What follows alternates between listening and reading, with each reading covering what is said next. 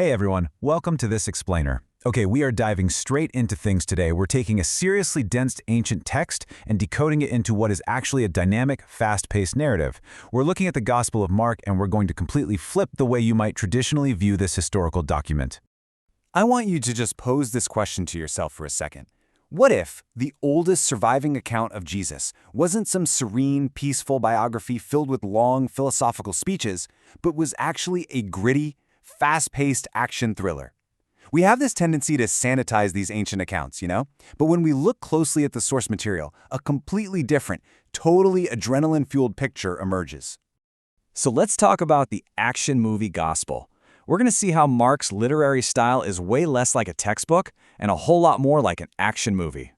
You really see the stark contrast when you put Mark right up against other ancient accounts, like Matthew. Matthew's account is long. It's 28 chapters filled with 5 massive discourses, like the Sermon on the Mount. Actually, about 60% of Matthew is just Jesus speaking. Mark, on the other hand, he slashes that right down. It's incredibly brief, just 16 chapters. Only 42% of the verses even contain the words of Jesus. Mark essentially cuts out the long speeches so he can focus purely on hard-hitting action and vivid miracles. It's this narrative that literally does not stop to take a breath. And there's a specific detail that brilliantly illustrates that relentless pace, the number 42.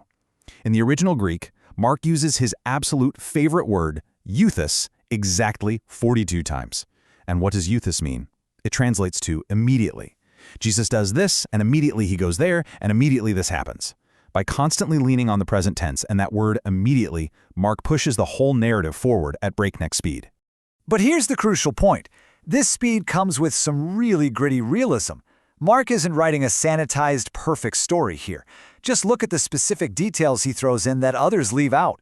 When Jesus goes into the desert, Mark makes sure to tell us he was out there with the wild animals. When a demon is cast out, it doesn't just quietly leave, it leaves with a graphic shriek. Jesus isn't just the carpenter's son. Mark plainly calls him the carpenter, a blue-collar worker from a poor family. And, maybe most shockingly for some modern readers, in Mark 3:5, when the religious leaders refuse to answer if it's right to save a life on the Sabbath, Mark explicitly notes that Jesus looks at them in anger, deeply distressed at their stubborn hearts. It's a very raw, very human portrait. Which brings us to a fascinating literary irony that runs through the entire text: clueless disciples and faithful outsiders. This focuses heavily on the people surrounding Jesus. Mark sets with this brilliant, deliberate contrast. On one hand, you have the inner circle, the hand-picked disciples. You'd think they'd be the heroes of the story, right? Wrong. Throughout Mark, the disciples are constantly terrified and confused. They are in a boat during a storm, totally terrified, and Jesus actually has to rebuke them for their lack of faith. Later, he warns them about the yeast of the Pharisees, and they completely misunderstand, panicking because they think he's mad they forgot to pack lunch. But then, look at the minor characters, the outsiders. They are the ones who get it right. A desperate, hemorrhaging woman pushes through a crowd, touches his garment, and is commended for her extreme faith. A synagogue leader named Jairus overcomes his fear and believes. A foreign Syrophoenician woman argues with Jesus and literally wins him over with her profound understanding. The insiders are completely blind, while the outsiders see things clearly. Now, this lack of understanding from the insiders ties directly into a massive theme scholars call the messianic secret. Over and over again in Mark, Jesus commands demons, the people he heals, and even his own disciples to keep his true identity hidden. Why would he do that? Well, because the disciples simply didn't have the understanding he wanted them to have yet. If they went out proclaiming him as a nationalistic, political conqueror, they'd be entirely missing the point of his actual mission as a suffering servant. And all of this perfectly builds to the ultimate paradox of the book. Remember how the closest disciples fled in fear? Well, at the very end, as Jesus is dying on the cross, who is the one person who finally recognizes his true identity? It's a hardened Roman executioner.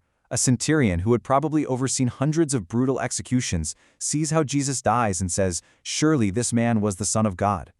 Remember, Mark was writing to a Roman audience, and he perfectly tailors this narrative to show that a Roman outsider was the one who ultimately understood what the inner circle completely missed. All right, let's shift gears a bit. We've talked literary style. Now let's get into some of the heavy, highly relatable theological meat the source material explores. The whole concept of human suffering, sin, and sickness. It's a question humanity has quite literally wrestled with for millennia. When bad things happen to our bodies, when we get sick, is it because we did something wrong?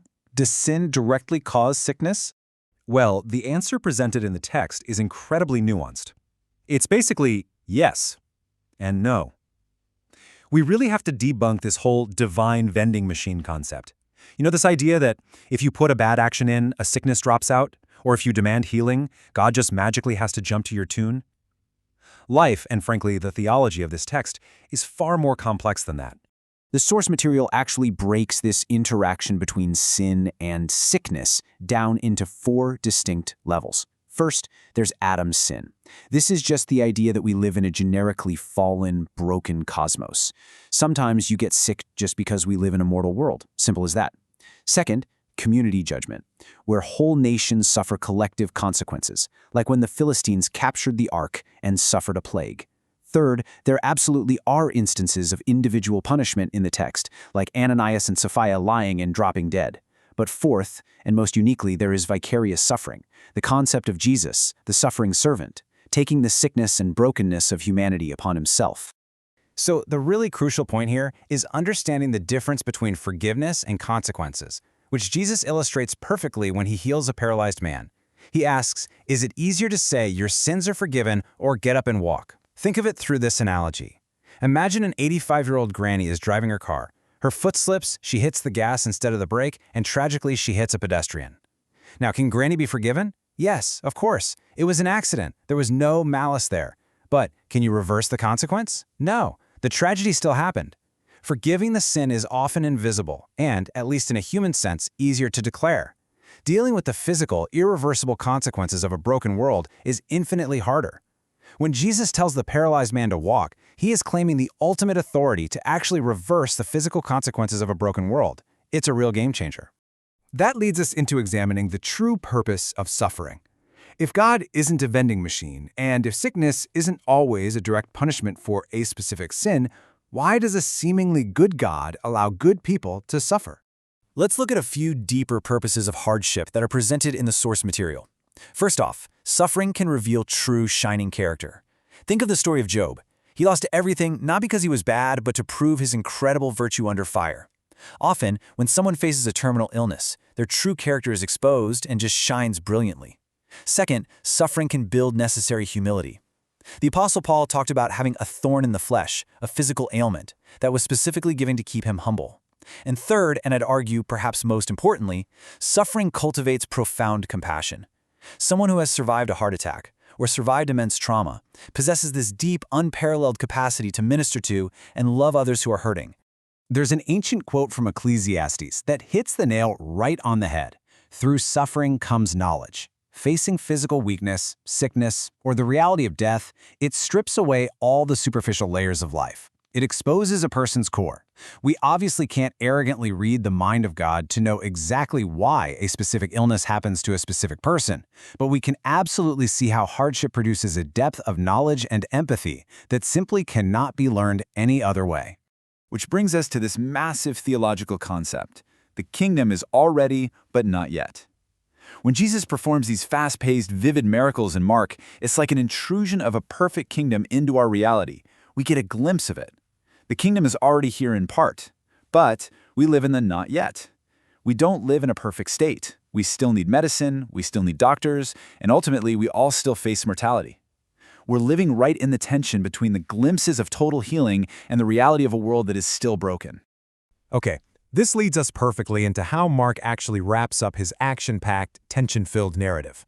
It's an abrupt, fearful ending that has literally puzzled readers for centuries.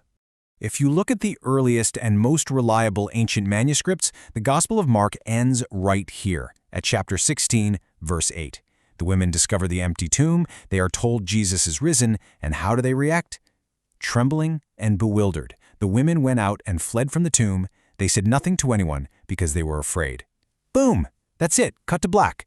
It is an incredibly abrupt note of pure terror and bewilderment to end a story on. So, why on earth end on fear?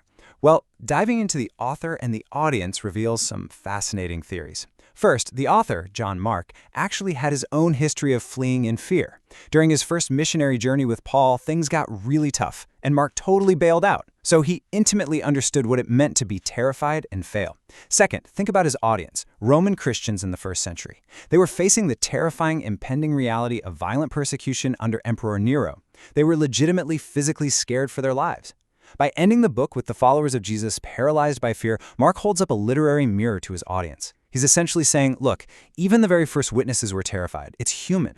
And this brilliant, abrupt ending forces you, the viewer, right into the story. It doesn't tie everything up with a neat, happy bow. It leaves the tension entirely unresolved and passes the baton straight to you. When faced with the gritty reality of life, the inevitability of suffering, and the daunting not yet of a broken world, what will you do?